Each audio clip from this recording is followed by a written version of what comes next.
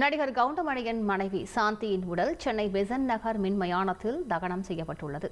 இது தொடர்பான கூடுதல் தகவலை செய்தியாளர் ராஜா வழங்கியிருக்கலாம். ராஜா வணக்கம். இது தொடர்பான முழு விவரங்களை பதிவு பண்ணுங்க ராஜா. வணக்கம். நடிகர் கவுண்டமணியின் மனைவி சாந்தி நேற்று உடல்நலக் குறைவால் காலமானார். அவருக்கு ஏராளமான திரைப்பிரபலங்கள் நேற்று முதலே அஞ்சலி செலுத்தி வந்திருந்தனர். இன்று அவரது உடலானது சேனாம்பேட்டையில் உள்ள இல்லத்திலிருந்து பெசநகர் மின் மயானத்திற்கு அமர் ஊர்தியில் ஊர்வலமாக எடுத்து செல்லப்பட்டது. பிறகு பெசநகர் மின் மயானத்தில் தகனம் செய்யப்பட்டது. பெசநகர் மின் மயானத்தில் நாம் தமிழர் கட்சியின் ஒருங்கிணைப்பாளர் சீமான், தயாரிப்பாளர் அழகப்பன் நேரில் வந்து கவுண்டமணிக்கு ஆறுதல் தெரிவித்திருந்தார்கள். அந்த தகனம் முடியும் வரை சீமான் நடிகர் கவுண்டமணியுடனே கூடவே இருந்து ஆறுதல் தெரிவித்திருந்தார்.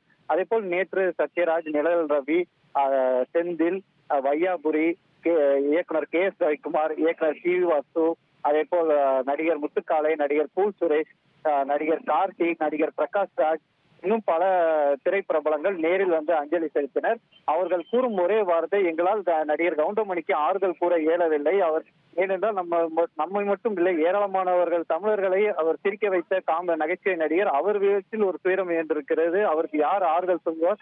அவர் வீடு சோகத்தில் மூழ்கி இருக்கிறது. 40 காதலித்து திருமணம் செய்து கொண்டார். மற்றும் 40 வருட திருமண வாழ்க்கை பிறகு அவர் எப்படி அவர் வாழ்க்கையை அது கடந்து செல்வார் என்று அவர்கள் கருத்துக்களை முன்வைத்திருந்தார். திரைப்பிரபலங்கள் பலரும் அஞ்சலி செலுத்தி வந்த வண்ணம் உள்ளனர்.